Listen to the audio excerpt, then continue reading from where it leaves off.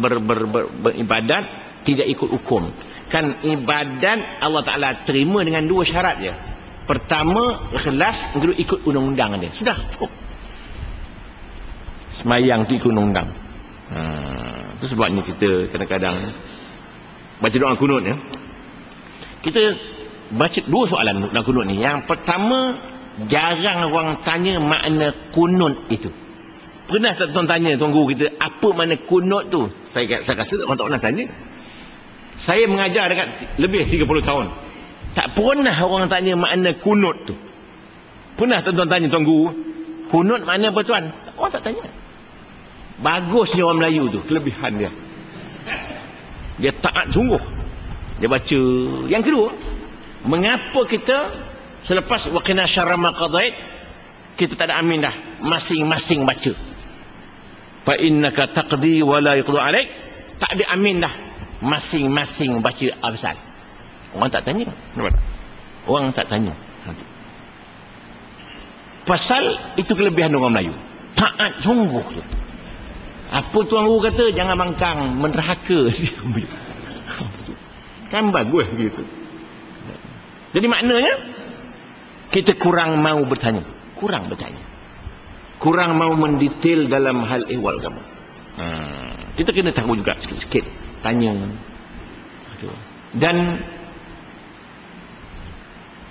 kepada siapa kita mengucap salam sebelah kanan dan sebelah kiri itu. Mengapa tak tangan dua ni afzal? Afzal.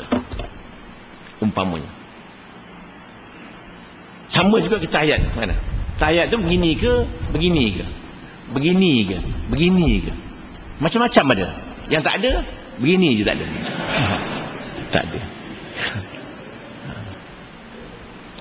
Kalau kita ke Mekah, begini pun ada. Gini. Nah tu, ada kawan saya sini semayang di semayang Masjid Negara. Itu semayang Masjid Negara. Kawan ni mazhab dia begitu. Dia semayang sunat. Kawan tak faham, tangkap dengan kawan tu. Main-main semayang dia kata. Begitu. Saya tak faham.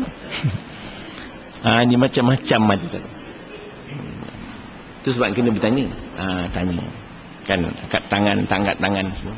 Itu sebabnya kita ibadat semayang ni hari-hari buat. Kita mesti ada perbezaan waktu-waktu muda-muda semayang, waktu kita dewasa dan waktu kita tua. Mesti ada perbezaan. Itu sebabnya jangan kita menganggap semayang kita itu sudah selesai. Kita mesti rasa mana silap. Kita mesti panggil seorang yang pandai, tengok saya semayang betul tak? Sempurna atau tidak? Angkat tangan ni pun tak sama. Begini pun ada, bukan? Ke belakang, sini pun ada. Macam-macam. Begini ada. Ada yang style ke depan. Ini je. Macam-macam rupa. Yang Nabi kata, sallu kama ra'aitumuni usalli. Itu semayanglah kamu sebagaimana kamu tengok aku semayang. Nabi semayang tu macam mana? Ada orang semayang terlalu style sangat semayang. Sikit je. Dia kadang-kadang dia pakai ada ke belakang. Allah gitu dari mana? Gitu. Apa hal itu? Contoh bukan orang sini, orang England lah ni kan. Maknanya tak tahu sebenarnya sembahyang yang sebenar-benar. Walaupun itu hukumnya sunat, tapi kena cek betul. Biarlah ada dia punya pendapat. Itu lain, bab khusyuk lain. Tu. Begitulah. Jadi kita yang tak tahu ni, kita kena tahu. Maknanya supaya kita beramal tu kita rasa betul lah. Betul lah. Jangan kita masih ragu-ragu lagi. Itu sebabnya kadang-kadang terlalu nak berhati-hati. Banyak was-was. Ambil uduk was-was. Takbir pun was-was. Nawaitu ambil uduk. Sampai dah basah-basah baju, niat tak masuk juga. Nawaitu. Satu hari anak murid ni ambil uduk. Ambil uduk, was-was. Ambil lagi was-was. Tanya tuan guru dia, tuan, macam mana saya ni tuan, was-was lah. Tak apa tuan kata. Awak pergi menyelam dalam kolam, senang. Menyelam niat. Sah tu, hukumnya sah. tertib serentak dia panggil. Sah hukumnya. Keluar-keluar, tuan, was-was juga tuan.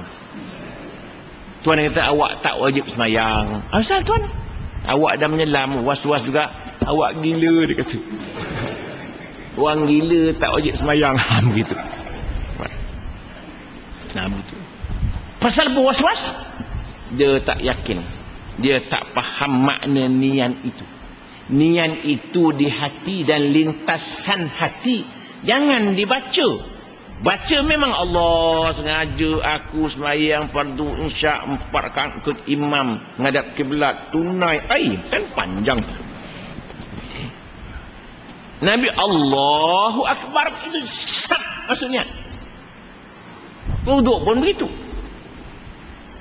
Bila dinawai itu sengaja aku angkat adas yang kecil fardu atas aku menghadap kiblat 4 rakaat kan macam itu. Kan payah. Dah hijau muka dia. Niat tak masuk juga. Lain kali bila kita sembahyang Allahu Akbar, dah letak tangan tu dia sah dah tu. Dah masuk niat, dah pegang dah. Dah bismillahirrahmanirrahim. Alhamdulillahirabbil alamin. Datang bisikan. Dia kata engkau sebut isyak ke maghrib tadi? Sudah. Maghrib kot dia kata. Turun balik. Allahu Akbar. Betul dah. Dah waladhalin dah waladhalin. Bisik lagi. Kau sebut 3 ke 4? Iya juga. Turun lagi. Lain kali bila dia bisikkan, jangan menyibuklah aku sibuk ni. Itu dia. Di al-yaqin la yazul bisyak. Yakin takkan hilang dengan datangnya keraguan. Kita dah yakin, dah pegang, dah yakin dah tu. Datang keraguan, tolak keraguan kerana ada yakin tu 100%. Syak itu 50%. Mengapa ambil yang 50% tu? Betul. Habis sebab tu. Itu dia. Jadi orang-orang jahil jangan sombong. Tanya kalau tak faham. Soalan sekarang bila kita rasa tanya tu rasa soalan bodoh. Tak. Biar orang kata bodoh pun tak apa. Yang keempat, madamal fuqara la yabi'una akhiratahum bidunyahum. Selama mana orang-orang fakir tidak menjual akhirat mereka tu dengan dunianya. Orang miskin yang menjual agama dengan harta dunia yang sedikit ini. Satu hari, satu orang budak kulit hitam mengembala kambing. Kambing ni bukan dia punya, tuan dia punya. Tiba tu Sayyidina Umar pun datang. Tanya budak kulit hitam, apa kau buat sini ni? Mengembala kambing tuan, dia kata. Dia tak kenal ni Sayyidina Umar. Tak kenal dia. Mana kambing? Itu kambing tu padang tu saya jagalah tu. Siapa punya? Tuan saya punya. Umar test dia. Boleh jual saya seekor? Tak boleh, dia kata. Saya akan beli dengan harga yang sangat mahal. Kalau tuan kau tanya, katakanlah kambing dah mati. Tidak, dia kata. Kalau tuan saya tidak ada, Tuhan ada. Kulit hitam, hati putih. Kita kulit putih, hati hitam. Maknanya dia takut kepada Allah Subhanahu Wa Taala. Menitis air mata Sayyidina Umar. Beli semua kambing tu, dihadiahkan kepada budak hitam tu. Sampai iman Islam di sini, dia kata. Dia tak jual agama dengan harga yang amat sedikit. Sebagai cerita yang saya sebut awal-awal tadi. Begitu. Begitulah kita. Dunia ini setakat mana agak-agak. Kalau tuan nak tahu dunia ni bagaimana? Tengok orang main bola tu. Itulah dunia. Ditendangnya bola tu, diburunya balik. Diburunya bola, ditendangnya balik. Tidak, dia bawanya balik bola tu. Itulah dunia sebenarnya. Dah penat memburu bola tu, dah dapat, ditendang, bawalah balik, dah tendang. Itulah sebenarnya dunia tu. Macam orang main carom tu lah, main carom tu. Tak ada apa. Pang, masuk lubang, itu saja. Tu keluarkan balik, tendang balik, itulah kerja. Kan tak ada kerja tu. Kalau kita baca sejarah bagaimana nak menghalau toyol, cara macam mana? Toyol senang je, tak payah kita nak buat apa. Ambil lagi hijau, kacang hijau letak ke rumah je, senang. Toyol datang, dia main kacang hijau tu, main carom seorang-seorang. Dia lupa nak curi duit tu. Maknanya orang main carom tu, adik-adik toyol lah tu. Begitu.